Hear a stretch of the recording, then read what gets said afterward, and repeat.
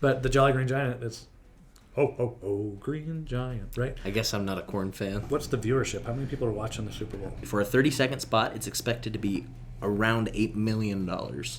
Richard, today I thought we would talk about one of the hottest topics that everyone in America is talking about. Okay. How much of Taylor Swift are we going to see at the Super Bowl? I'll be honest, I hope we don't see very much. No, I thought... I'm not a Swiftie. I don't know. I don't get that.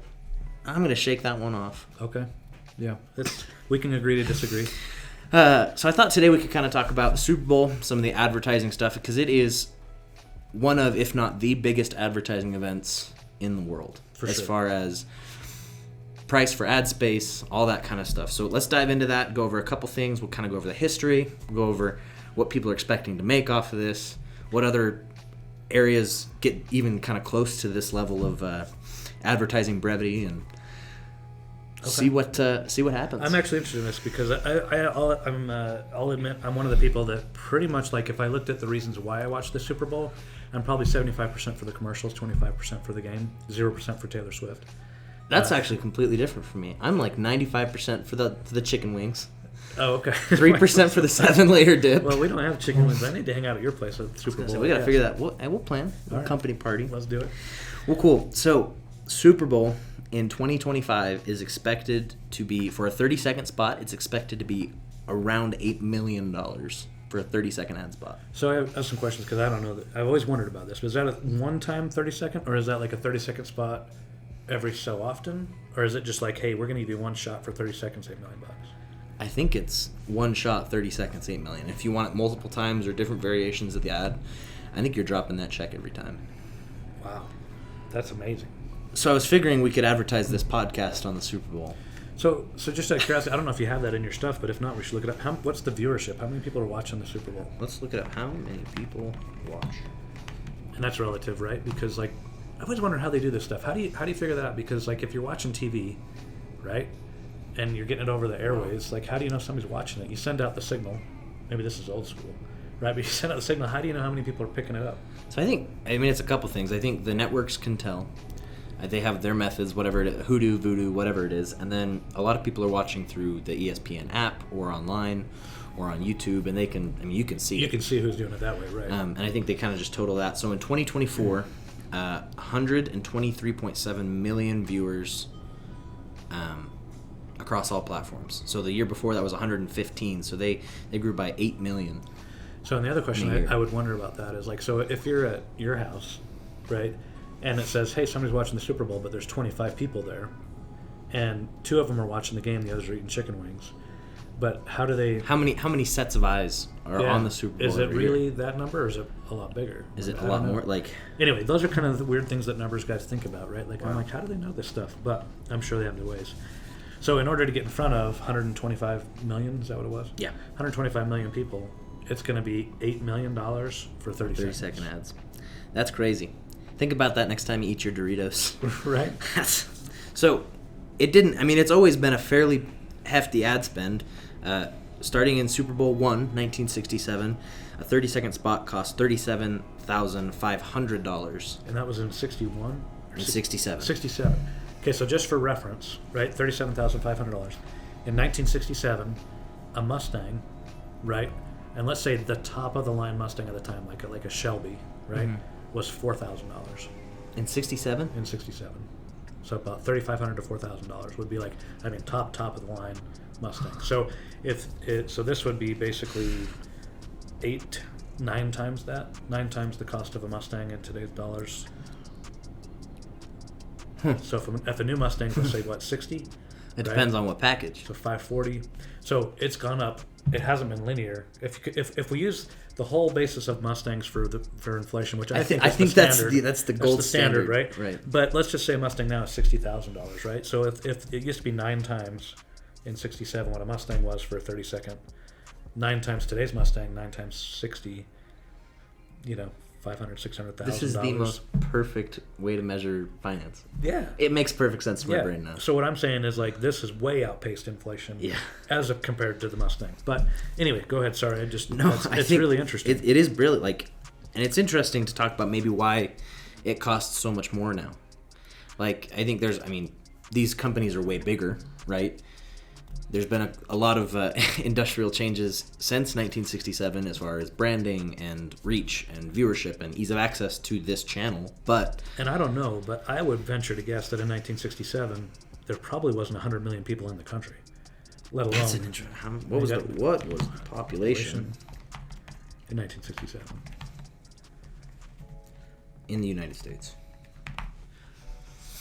Drum roll. I need a drum roll. 198 million. Okay, so I was off a little bit, not much, but basically half. Yeah. So it'd be interesting to see what the viewership was. But hey, I'm in the ballpark. We're in the top half, but no, like so. Interesting enough, it'd be interesting to see what the viewership was, and then you could compare that to Matrix to how many viewers per dollar spent versus now. 51.18 million people watched it in 67. So we're at 4 times that. Wait, is my math right there? Probably not. 3 times that.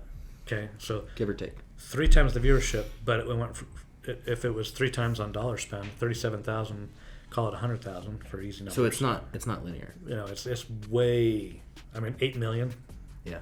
So anyway, sorry. It's just really interesting to look at the dynamics of what it was and how the impact of how much it was reaching, and then compare it to what they're doing now. But obviously, corporations feel like it's worth it for some reason. Otherwise, they wouldn't be paying this kind of green for. Well, yeah. I mean, let's talk about that. What are they expecting to get for spending $8 million for 30 seconds? That's an expensive 30 seconds. Yeah, that better be. You better make sure you get your message across in that 30 seconds, right? So, looks like there was a research report done by Kantar in 2021. Super Bowl ads delivered, so not expected, delivered an average ROI of $4 per dollar, $4.60 per dollar spent. So going back to your numbers, 8 million, and let's just call it $4 for easy math because it's Friday. That means if they spent 8 million, they should get 32 million in revenue coming back, give or take. That's a pretty good ROI. Yeah, and it'll be interesting to see again because I love that's average. Yeah, and I love numbers, right? So if it was a crappy commercial, but there's other commercials from the Super Bowl that live on forever. Like when I was a kid, I do remember the Budweiser commercial where it was the frogs. Yeah, but and well, there's some of the most iconic, but like commercials of all time that come from Super Bowl, right? So it's interesting too, like the other impact that it has, because Budweiser, and I'm guessing at this point, I don't know what they spent to create the frogs, doing the thing. Bud. Wines. Bud. Wines. Bud. Bud. Wines. Bud. Wines. Bud. Bud. Wines. Bud. Wines. Bud. Wines. Bud. Wines. But today, how many people still remember that ad? That one or the what's up ad? That's another one, right? good one, right? So it's interesting to say, okay, this is the revenue that you return, but the reality is that I bet you those Budweiser frogs had to have been 30 years ago. Yeah. And yet all of us still remember that ad, right? So it's kind of interesting the impact that it has, not just in dollar spend, but in lasting impact, name brand recognition, that kind of things. It's... Well, because I'll be honest with you, the "What's Up" thing, what product was that? I feel like it was Budweiser. I don't know. But maybe I'm losing my... Okay, now I got to look that up too. But I know what the frogs were. That was a fantastic ad. Like that was because they were saying the name of the company, right? Budweiser. Okay. Okay, that was Budweiser too. See, I didn't know that. But Budweiser's killing the game. I guess this is a free ad for Budweiser. Exactly. Do you think they'd spend $8 million to get on our podcast? We're taking applications.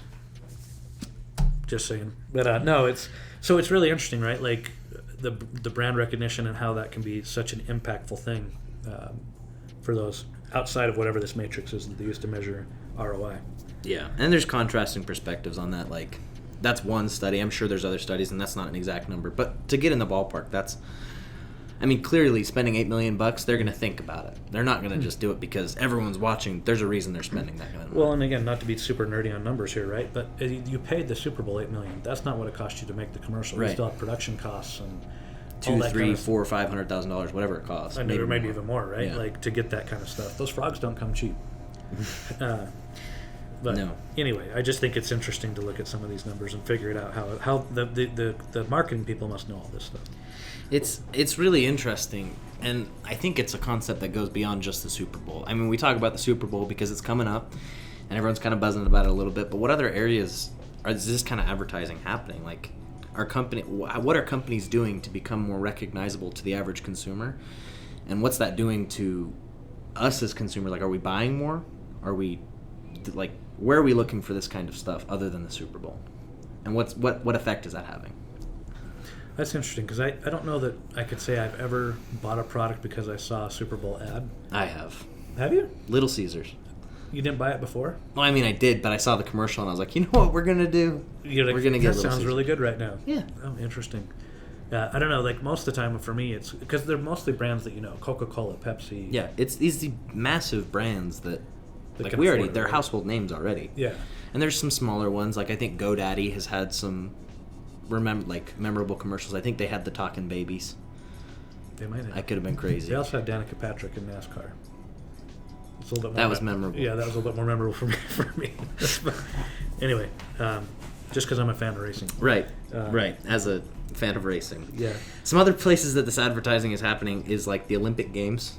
That also gets a lot of viewership. It's not. I don't think it's as substantial as the Super Bowl.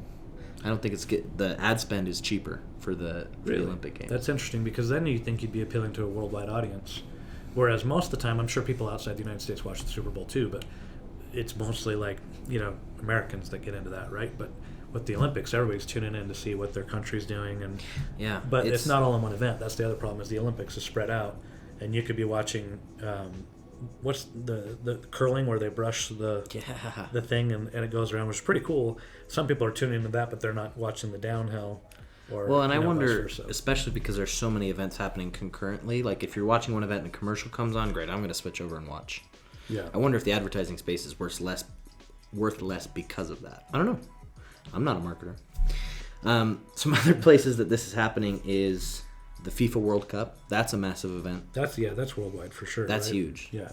Like I remember the last one, the world stopped. It's crazy. You don't remember that? No, my Well, world didn't stop. We run in different circles. Right, apparently. The Academy Awards, like the Oscars, Grammys, things like that. Another one I don't watch.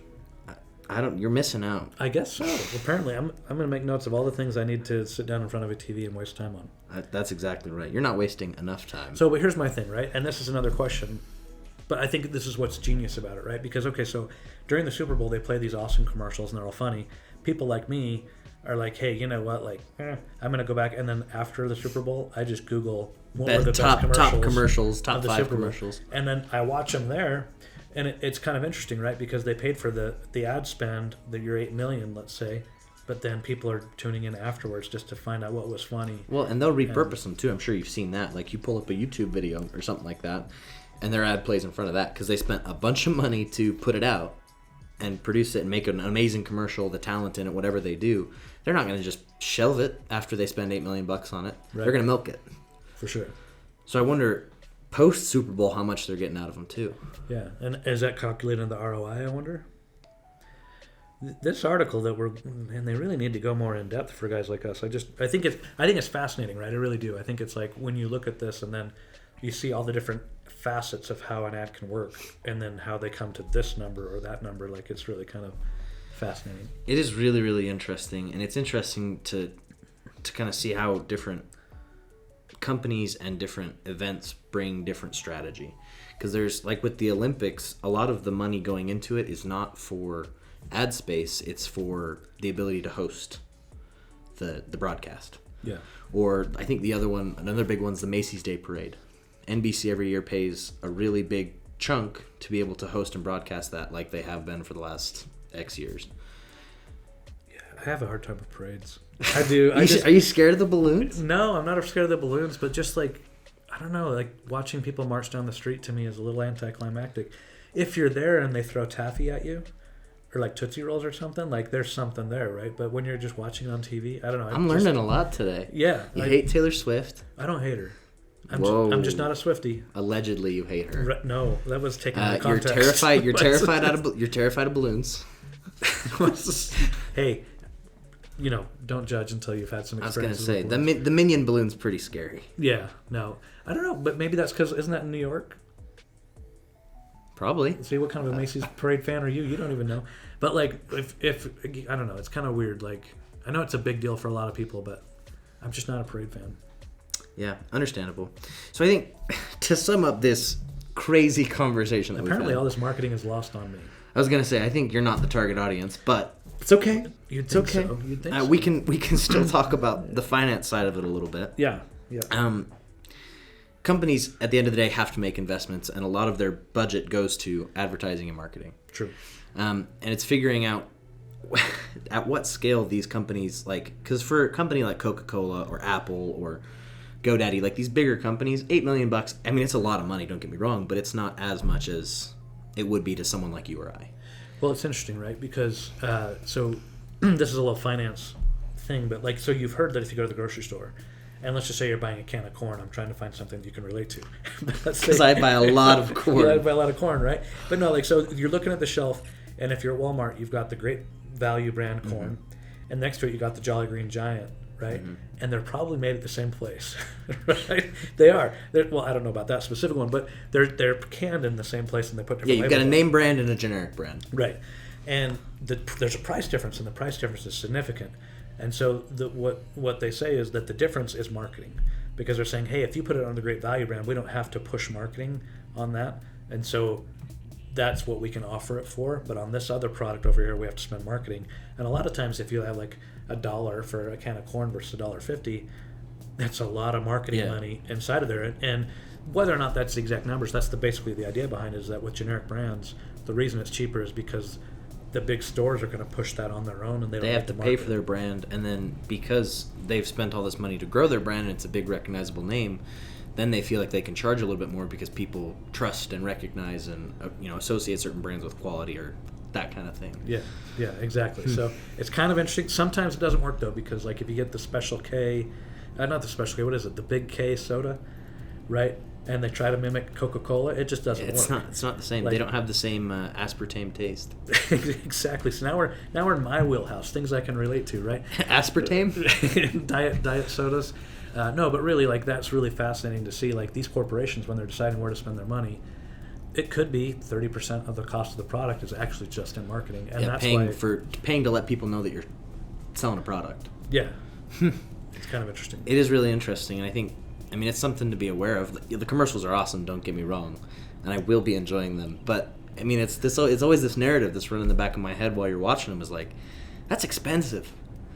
What are they selling here? Like, what are they actually selling? Yeah. Like, they sell soda, but why do they need to spend $8 million? I'm going to pick up a case of Coke at the store, whether or not I saw this ad, whatever it is. Right. And it's interesting, too, because you look at different corporations, and there's several you can look at, Coke versus Pepsi or Nike versus Adidas, and you can see that at certain points in time, and maybe we can pull up some of these graphs, but at certain points in time, you can see market share, that one company is just doing a heck of a job marketing and the other company isn't.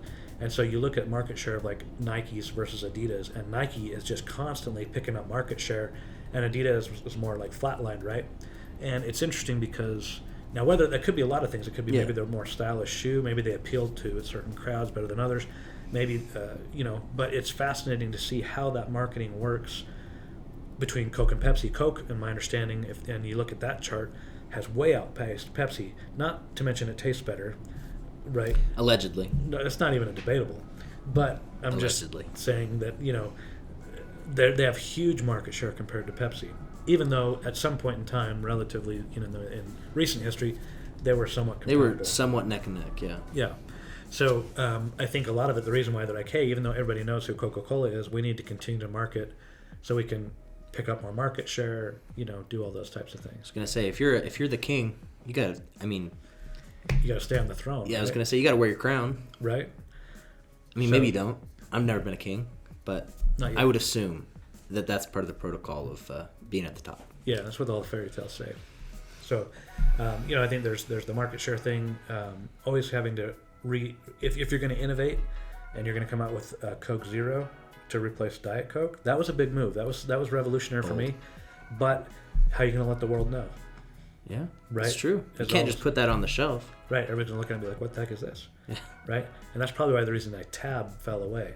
Like, Tab, that was an interesting Rest in soda. peace, Tab. Yeah, rest in peace. My grandfather drank nothing but Tab, and it was kind of funny. Like, that was nasty stuff. But anyway, somebody that phased out RC Cola, some of the others, it's really interesting, all the sodas that come and go. But some of the Titans stay, but they're battling out between each other, right? Yeah, and it's interesting to kind of speculate about this stuff. Like, clearly we're not marketing experts or branding geniuses or anything like that. But, I mean, it's interesting to take, a different perspective to this kind of thing and just speculate and wonder a little bit. Yeah, but obviously it's important for these corporations to continue to kind of stay on top and push. And going into foreign markets, I mean, it's just really fascinating to watch how they start to branch out, go worldwide, and some of them become like standards. Like you can go, like there's a lot of jingles, that people can quote off the top of their head. Like we were just talking about corn, right? But the Jolly Green Giant, it's ho ho ho Green Giant, right? I guess I'm not a corn fan. Well, the metal band I am, but I thought you were like a connoisseur. Now I'm getting to learn more about you. Like, but there's other ones like that. The jingle. Right, because it's just been played so much in your head, and then it becomes like when you're looking at corn, you're automatically think hear ho, ho, ho. Yeah, you hear the giant talking to you. You know what I'm saying? So there's a lot of that I think happens inside of the marketing side of things. Yeah, interesting. It'll be fun to see the commercials, and I would love to maybe even briefly revisit this in the future and just kind of see what the projected ROI was versus the actual, and just kind of follow us a little bit. It's fascinating to me. It's a huge event, and there's so much money being thrown around that I don't know. It's interesting to keep an eye on. Yeah, and I think the other thing that's really interesting about the Super Bowl is what people pay for a ticket. You know what I mean? Those prices, even if you're in the nosebleeds, like that's a whole nother thing, right? Again, it's all for a chance to see Taylor. But can you see her in the stadium like that? Doesn't matter. It doesn't matter. That's what I'm told. I don't know. Hey, and I like not to you paid a lot of money to go see Taylor Swift. I did. Yeah. Even in the nosebleeds. Yeah. You were way up there, but so the things we do for love. Yeah, I don't know. It'll be interesting, but yeah. All right, so the conclusions are we come to the conclusions about diet sodas, corn, Super Bowl. I think we did good. I think we covered the Super Bowl adequately. That's what it really is corn and soda, really, and wings, apparently. Yeah. So we'll get it. But next time we'll do something else.